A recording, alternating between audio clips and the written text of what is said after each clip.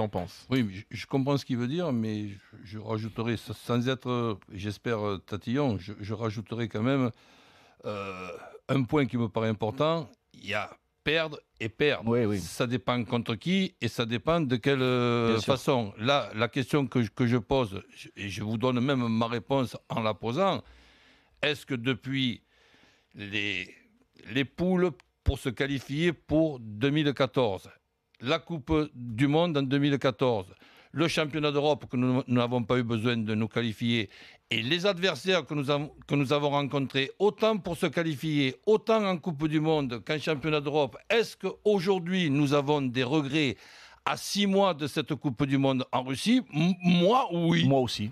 Voilà, donc... Moi aussi. Lesquels alors? Lesquels?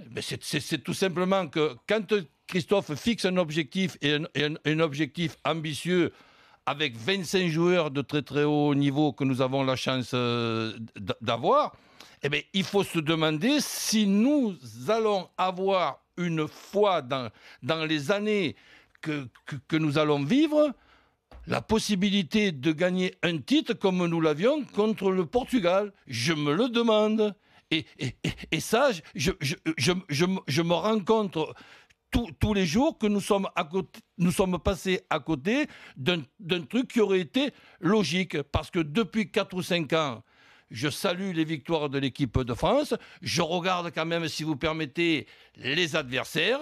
Je regarde la chance que nous avons dans les tirages au sort. Et je regarde, si vous pouvez m'aider, je cherche... quand c'est que nous avons fait un exploit compte tenu du niveau que nous avons. Tu vas me dire l'Allemagne? Eh bien, il a été gommé tout de suite par le Portugal le match d'après.